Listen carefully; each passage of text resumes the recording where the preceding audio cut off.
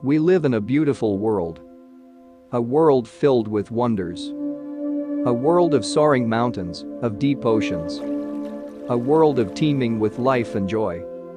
It is a world we call home. In this series, we will talk about all the 197 countries, their geography, culture, languages, flags and cities. So, let's get started.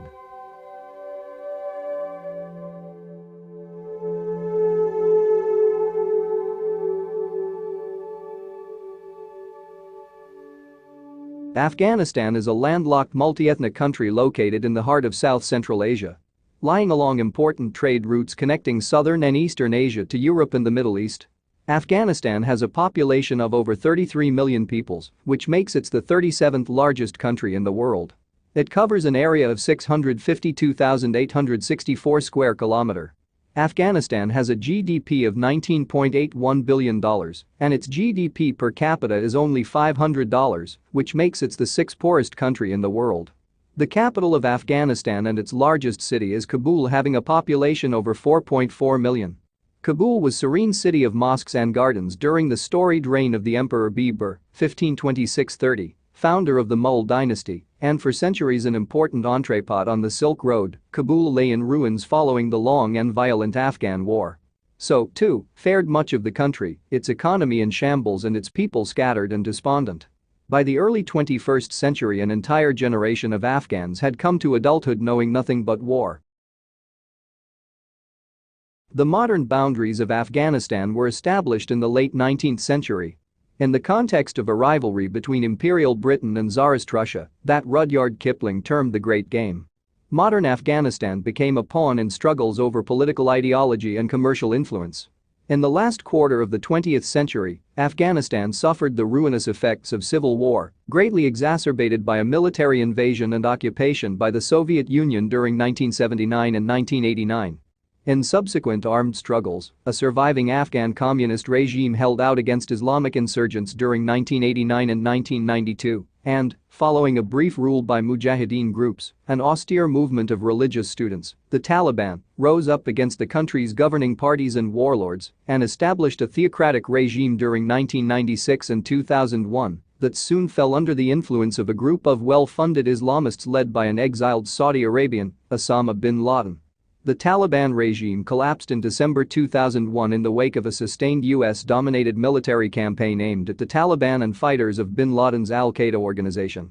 Soon thereafter, anti-Taliban forces agreed to a period of transitional leadership and an administration that would lead to a new constitution and the establishment of a democratically elected government.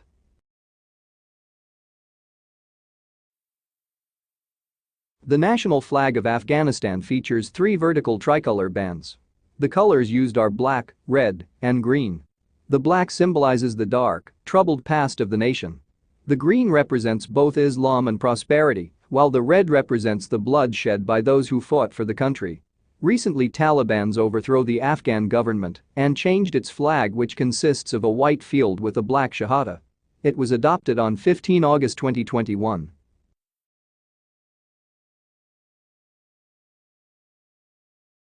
Afghanistan is completely landlocked. The nearest coast lies along the Arabian Sea, about 300 miles to the south.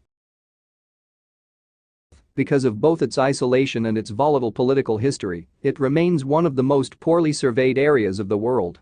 It is bounded to the east and south by Pakistan, including those areas of Kashmir administered by Pakistan but claimed by India, to the west by Iran, and to the north by the Central Asian states of Turkmenistan, Uzbekistan, and Tajikistan. It also has a short border with Xinjiang, China, at the end of the long, narrow Wakhan corridor in the extreme northeast. Its overall area is roughly twice that of Norway.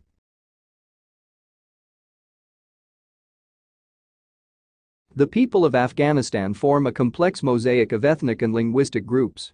Pashto and Persian, both Indo-European languages, are the official languages of the country. More than 2/5 of the population speak Pashto, the language of the Pashtuns, while about half speak some dialect of Persian.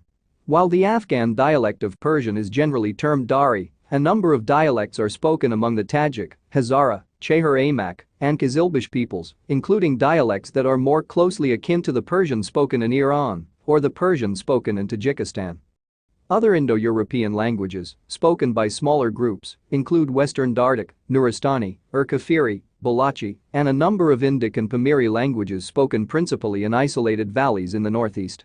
Turkic languages are spoken by the Uzbek and Turkmen peoples, the most recent settlers, who are related to peoples from the steppes of Central Asia. The Turkic languages are closely related. Within Afghanistan they include Uzbek, Turkmen, and Kyrgyz, the last spoken by a small group in the extreme northeast. Afghanistan has very small ethnic groups of Dravidian speakers. Dravidian languages are spoken by the Brahuis, residing in the extreme south. No national census has been conducted in Afghanistan since a partial count in 1979, and years of war and population dislocation have made an accurate ethnic count impossible. Current population estimates are therefore rough approximations, which show that Pashtuns comprise about 2/5 of the population. The two largest Pashtun tribal groups are the Durrani and Gilzai. Tajiks are likely to account for some 1/4 of Afghans, while Hazara and Uzbeks each constitute nearly 1/10. Chahar Amaks, Turkmen, and other ethnic groups each account for small portions of the population. Virtually all the people of Afghanistan are Muslims, of whom some 4/5 are Sunnis of the Hanafi branch. The others, particularly the Hazara and Qizilbash, follow either Twelver or Ismaili Shia Islam. Sufism has been historically influential in Afghanistan, though in the 21st century fewer than 1/10 of Afghans belong to a Sufi order. The Nuristani are descendants of a large ethnic group, the Kafir, who were forcibly converted to Islam in 1895. The name of their region was then changed from Kafiristan, land of the infidels, to Nuristan, land of light. There are also a few thousand Hindus and Sikhs. So it is the end of the Afghanistan episode. We hope the best for the future of Afghanistan. In the next episode we will talk over the next country, Albania, so stay tuned and subscribe to the channel. Till then, see you.